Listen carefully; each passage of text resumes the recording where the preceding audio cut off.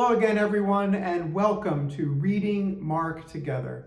I'm Father Ryan Whitley, the rector of St. Thomas Episcopal Church in St. Petersburg, Florida, and I'm glad that you're joining us for this, our penultimate video in the Mark Gospel readings. Our parish has been reading the Gospel of Mark together throughout this Epiphany tide, and I'm glad that you have joined us for this video. If this is the first time you're catching it, you may want to go back and listen to some of the other videos first, or feel free to jump in right here. There's no harm in doing either. Remember that you can read Mark in any translation that you prefer, whether that's the very modern, the Message translation, or that old standby, the King James. Whichever translation brings joy to your soul, spiritual enlightenment, and academic fervor, I suppose, is the right translation for you. There's no right or wrong translation out there as long as it's the one that you enjoy reading. Today we're in chapters 12 and 13, and we're nearing the end. Chapter 12 opens up with the parable of the wicked tenants. This is possibly a parable that is familiar to some of you, perhaps not to all of you.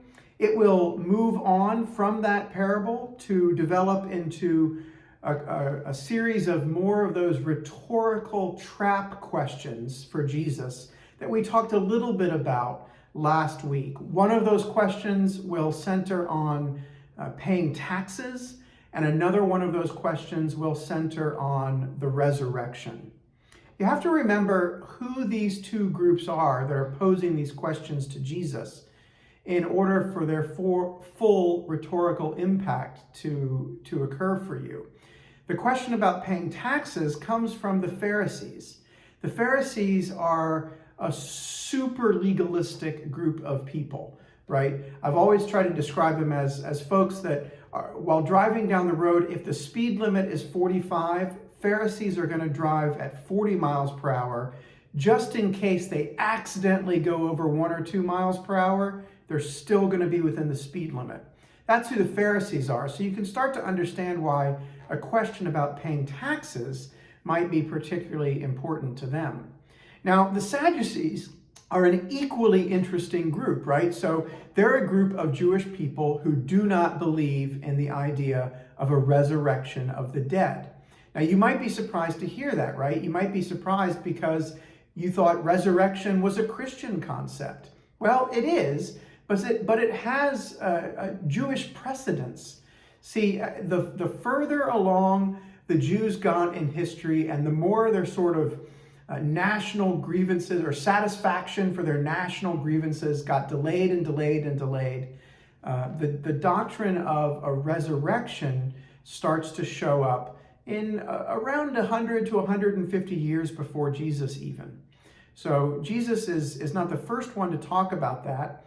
Other Jews were talking about it, and the Sadducees were a group of Jews who said, nope, there is no resurrection.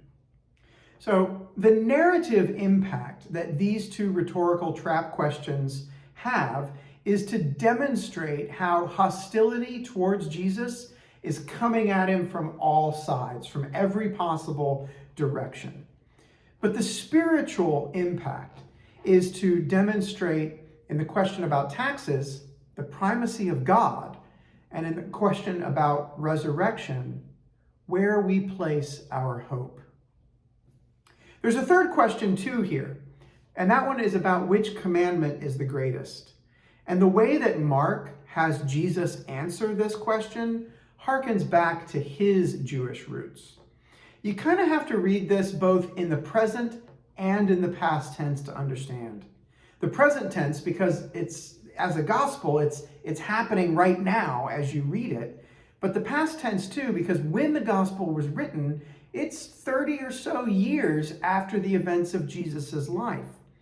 So knowing that, it's fascinating. And here's why. Because Mark has Jesus answer the question about which commandment is the greatest by beginning to say, "Hear, O Israel." Now you have to go all the way back to Deuteronomy to understand why that's important. In Deuteronomy, the law was summarized beginning with exactly those words. Hear, O Israel.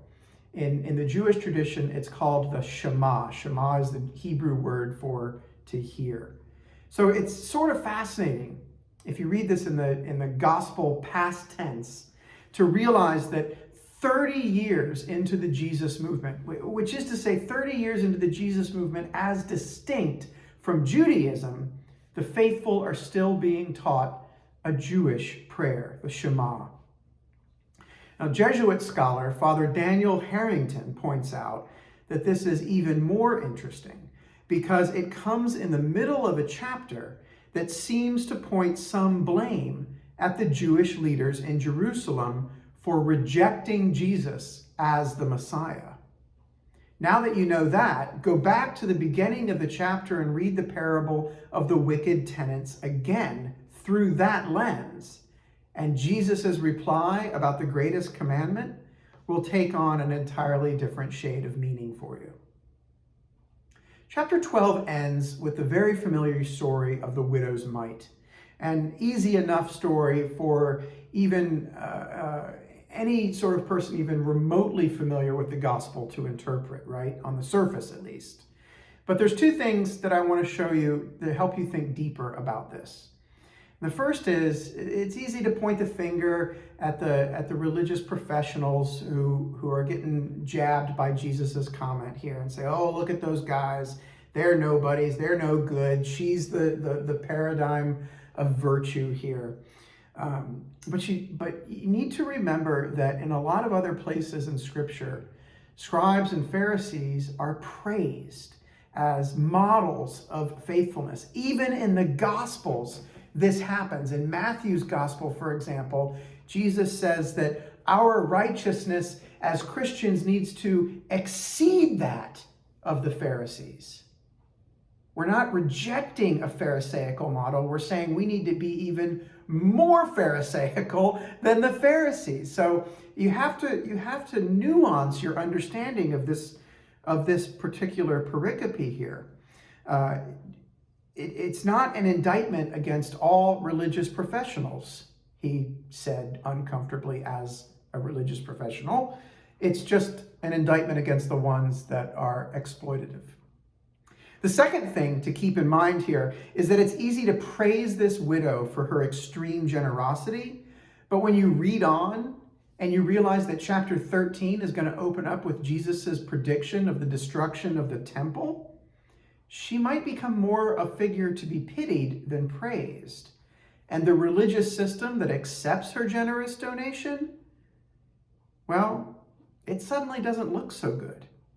If religious systems and institutions do not do the work of God, but serve only to build themselves up, look out. The walls are going to come tumbling down sooner rather than later. So that is where we begin chapter 13 with the destruction of the temple foretold. It's going to go on from there into a lot of what we call eschatological discourse. Now that's fancy language for conversation about the end times. In fact, Mark chapter 13 is often referred to as the little apocalypse. Remember, apocalypse is a word that means revelation. So at the end of the New Testament, when we read the Revelation to St. John, we're reading the Apocalypse to St. John, and that book was actually known by that name for a great many years. The passages that we find in chapter 13, friends, they are difficult to interpret, and teachers and scholars and preachers tend to have a desire to avoid this chapter almost entirely. Some believe that Mark has written about the things that he already knows has taken place. So there's that gospel present / past tense dichotomy again. The passages here definitely address a group of Christians who have already suffered and in all likelihood, right, are going to be suffering some more. These lines are lines that are written to bring encouragement to people who have faced great trials and who still have great trials ahead of them. There's probably some Old Testament roots at work here as well, particularly from books like Daniel. But how much of this is Old Testament antecedents versus Mark's own projection into his own future versus his reflections on what's already occurred in the past 30 or so years is entirely up for grabs. I hope that in the comments you might provide a thought or two on how you encountered Mark chapter 13 and what do you think's going on in it. Well, that brings us to an end for this week, friends, for our notes on reading Mark together. Next week will be our last week of these videos as we'll finish out the Gospel of Mark with the betrayal of Jesus and his passion. Thank you so much for joining us, and God bless you.